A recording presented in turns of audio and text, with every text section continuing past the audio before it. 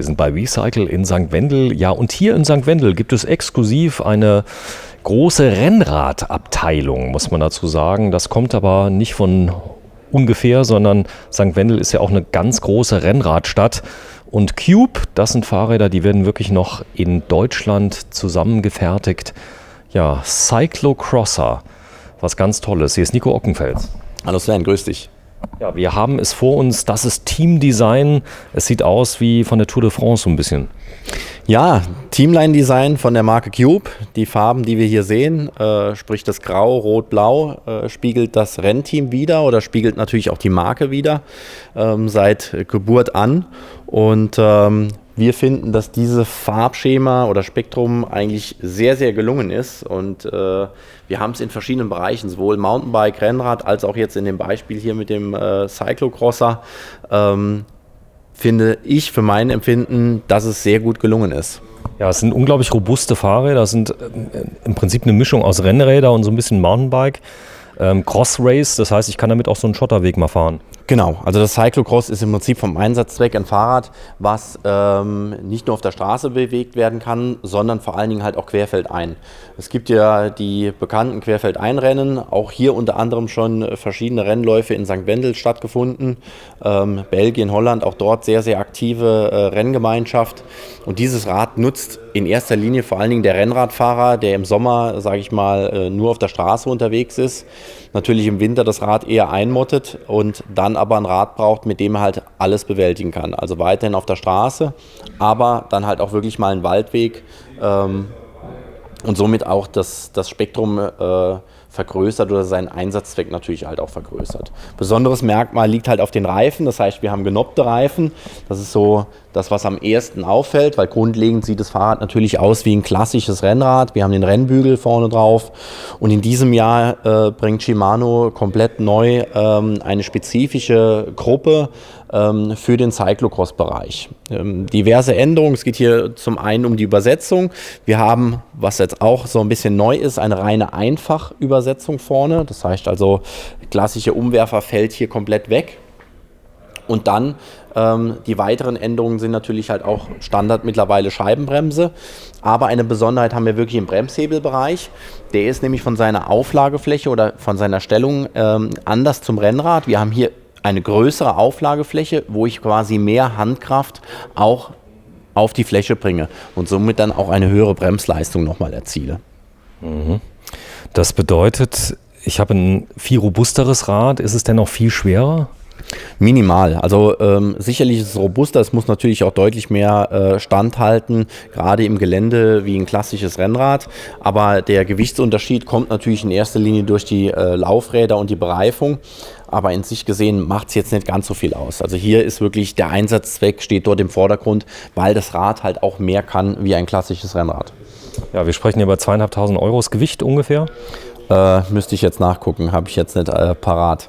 Aber wir haben in dem Fall jetzt den Carbonrahmen bei diesem Modell, der das Ganze natürlich auch nochmal leichter macht im Vergleich zu den Aluminium-Versionen. Was, wir schauen mal nach, wir blenden das dann ein, nachträglich ins Video, dass wir genau das Gewicht haben, denn da geht es ja um jedes Gramm. Wenn wir uns da um 600 Gramm vertun, dann gibt es schon direkt wieder böse Kommentare. Es ist sehr leicht. Wenn du mal so lieb bist, dass du mal mit einer Hand mal hochhebst, dass wir das mal sehen. Kein Thema, oder? Kein Thema. Und du bist nicht gerade der Stärkste. Nee, im Fitnessstudio bin ich jetzt nicht. Aber, das war ein Scherz. Nee, die Laufräder toll. Ja, Laufrad, also hier zählt halt auch die Robustheit ganz einfach. Das Rad muss steif genug sein, gerade in einem Trail oder im Gelände. Und das ist da vor allen Dingen halt auch der Unterschied gerade zum klassischen Rennradbereich. Ich kann es kaum lesen, was steht denn drauf? Was ist denn das für ein Hersteller? Hier ist ein Newman-Laufradsatz drin. Newman wird auch durch die Marke Cube vertrieben.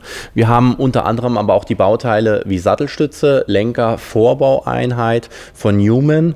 Newman ist ein Hersteller, der in dem Komponentenbereich jetzt seit einigen Jahren unterwegs ist und aber auch sehr hochwertige Produkte fertigt, weil der Mann, der da hinten dran steckt, auch schon bei einer anderen Firma tätig war, die auch wiederum sehr hochwertige Produkte fertigen. Ich halte mal kurz mit der Kamera drauf. Alles ist perfekt versteckt. Ich habe eine hydraulische Scheibenbremse. Richtig, genau. Die packt richtig zu, muss man sagen. Also, und dann noch die erhöhte Bremskraft vorne. Die Schaltung ist im Hebel integriert, wie man das von Rennrädern kennt. Genau, das ist wie beim Rennrad. Also wir schalten dementsprechend hier drüber entweder den gesamten Hebel oder über den kleinen Hebel. Das ist weiterhin so, wie man das auch vom Rennrad her kennt. Ja, Carbon. Mittlerweile muss man dazu sagen, extrem haltbar. Es gibt da nicht mehr so die Kinderkrankheiten wie früher, dass es mal einen Riss gab oder irgendwas. Die Leute unglaublich viel Angst hatten, die kann man belasten. Die kann man belasten. Die konnte man früher auch schon belasten, nur musste man den richtigen Hersteller dafür haben. Weil wie mit allen Materialien gibt es Carbon und es gibt Carbon. Also die Fasern machen hier ganz klar den Unterschied. Und für jeden Hersteller, der schon lange mit diesem Material oder mit dem Werkstoff arbeitet, weiß natürlich auch, wie eine Faser funktioniert. Und die Carbonfaser kann unterm Strich immer nur auf Zug arbeiten. Und das ist halt ganz anders, wie wenn ich ein Aluminium oder ein Stahl oder auch ein Titanrohr nehme.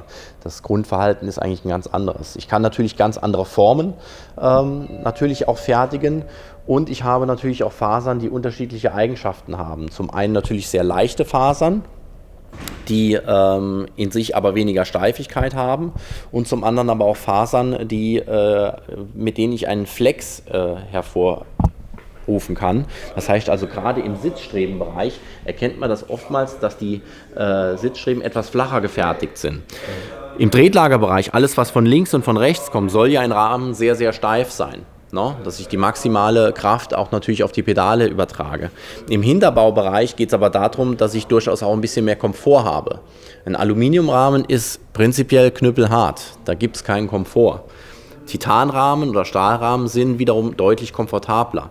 Nur eine Faser, die kann ich wirklich so arbeiten, oder je nachdem, welche Faser der Hersteller verwendet, dass sie einen gewissen Flex hervorruft. Ne? Und das natürlich dann in Komfort endet. Das haben wir aber auch schon Anfang der 90er gehabt, wo wir Hinterbau hatten, die flexen konnten bis zu knapp 3 Zentimetern.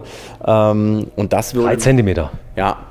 Das ist wie eine Federung fast. Richtig. Und das hat halt den Vorteil, dass wirklich diese Faser, also man kann mit der Faser sehr viel machen, aber man muss halt auch wissen, wie man mit ihr umgeht. Und das ist der Unterschied natürlich auch der einzelnen Hersteller, wie sie sich mit dem Material auskennen und wie sie natürlich auch ihren Rahmen fertigen. Was auch schön ist hier, die Schrauben, die drin sind, schon vorgefertigt, gleich zweimal. Das heißt, ich kann das hochwertige Schloss dann auch gleich vorne montieren und eine Trinkflasche. Genau, also klar, Befestigung für Flaschenhalter oder Minipumpe, sonstiges, das ist klassisch wie beim Rennrad natürlich halt auch. Also da haben wir keinen Unterschied zu. So, es gibt verschiedene Versionen. Hier reden wir von Euro, wie viel? 2.499 und wir haben aktuell jetzt, sage ich mal, die ersten Räder bekommen. Hier haben wir jetzt mal 2 Einstiegsmodelle. Zum einen das Modell hier, das Cross-Race SL für 14,99 mit einem Aluminiumrahmen. Auch zum Teil schon mit der neuen GRX-Gruppe von Shimano, die dort verbaut ist. Auch hydraulische Scheibenbremse. Und dann des Weiteren das Einstiegsmodell für 12,99. Gleiche Faktoren, Scheibenbremse. Und dann ein Mix aus 105er Schaltgruppe. Also hier gehen wir dann nochmal auf die Komponenten aus dem klassischen Rennradsegment, weil dort bedienen sich die Crosser schlussendlich halt auch. Aber die neue Shimano-Gruppe, die GRX, ist jetzt spezifisch halt mal für diesen Einsatzzweck halt konzipiert. Auch diese Fahrräder werden in Deutschland gefertigt?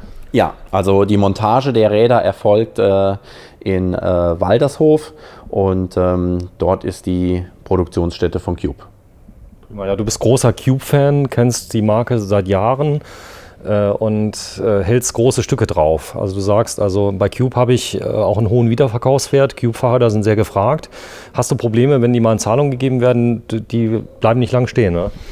Nein, also die Marke Cube ist natürlich in den letzten Jahren extrem gewachsen, das muss man ganz klar sagen. Die Marke ist sehr preisaggressiv, auch das ist soweit korrekt. Wir haben aber natürlich auch immer eine niedrige Verfügbarkeit, mit der wir halt auch leben müssen. Das kommt natürlich auch dadurch zustande, dass aufgrund dieser Preispolitik, wie sie der Hersteller halt auch hat, ein Riesenwarenlager natürlich auch nicht möglich ist, ne? Und weil Lagerkosten sind halt hohe Kosten und wir müssen schon ziemlich genau planen für die Saison, was wir für Räder brauchen. Wir sagen niemals nie, also wir versuchen immer ein Rad für jeden Kunden zu organisieren, sofern es möglich ist. Aber die Knappheit der Räder gehört zur Philosophie der Marke und das macht natürlich auch die Wertbeständigkeit aus. Und wie gesagt, das tolle Preis-Leistungs-Verhältnis und auch was Optik angeht, kommen die Räder wirklich, egal in welchem Bereich, vom Kinderrad an bis zur High-End-Maschine, ob mit oder ohne Motor, sehr gut an.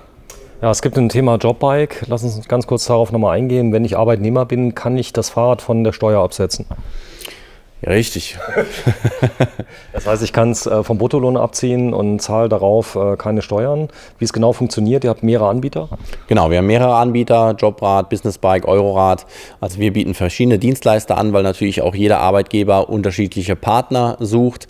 Aber wir beraten natürlich auch den Arbeitgeber in der Form, wenn da Bedarf sein sollte, wie das in seinem Betrieb funktionieren könnte. Egal, ob er 2 Leute hat oder 2000 oder noch mehr, ist es kein Problem, dort auch einen persönlichen Termin bei ihm im Haus zu machen, um das zu erklären. Ja, Vorteil ist, ich spare jede Menge Geld, denn ich spare einen Steueranteil dabei. Wie es genau funktioniert, haben wir ein eigenes Video zu gedreht. Aber auch das geht hier. Einfach melden, falls der Arbeitgeber noch keinen Rahmenvertrag hat. Das ist schnell vonstatten gegangen, lohnt sich aber auf jeden Fall mal nachzufragen. Du verkaufst immer mehr Jobräder. Ja, also Jobrad ist im Prinzip der Begriff wie Tempo. Keiner sagt ja Papiertaschentuch. Achso, das ist jetzt einer der Anbieter. Das ist einer der Anbieter, aber das hat sich einfach so entwickelt, weil natürlich Jobrad diejenigen sind, die seit 2008 am Markt sind und diese Thematik auch ins Rollen gebracht haben. Die kommen aus dem Automobilbereich, für die ist es dort gang und gäbe, was Firmenfahrzeuge angeht und mit dem politischen Schritt zu sagen, okay, ein Fahrrad wird auch wie ein Dienstwagen behandelt, mit allen Aspekten, dass wir jetzt ab 1.1.2019 die 0,5% Versteuerung haben und nicht mehr 1%. Also auch das wurde nochmal günstiger. Und wenn der Arbeitgeber sagt, Mensch, du bist ein toller Mitarbeiter, ich zahle dir dein Jobrad komplett oder dein Leasingrad, dann zahlt der Arbeitnehmer sogar gar nichts drauf. Also er muss für seinen privaten Anteil nichts. Du praktisch eine Lohnerhöhung macht für das wäre Rad. Im Prinzip eine Art Lohnerhöhung, so kann man es sagen. Ja. Aber selbst dann, also hier bei 2.500 Euro würde ich im Monat 12,95 € oder sowas versteuern und das wäre dann ein Steuersatz, sagen wir mal, von 4-5 Euro im Monat. Also das ist es. Du merkst auch, man kann sich dann auch ein etwas schöneres Rad gönnen, weil man spart ja die Steuern. Oft greifen die Leute dann zu einer Nummer höher. Ja, durchaus. Also wir gehen nicht mehr von dem klassischen Verkaufspreis aus und es ist dann wie mit allem, wo man sagt, okay, für 500 Euro mehr kostet mich die Rate 5 Euro, sage ich jetzt einfach mal mehr.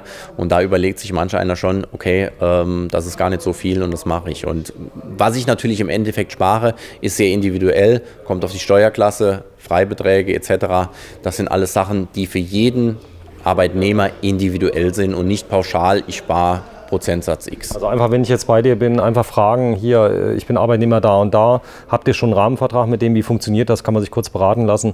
Genau. Ich kann es auch finanzieren, das ist auch kein Thema, EC-Karte mitbringen, geht sehr schnell.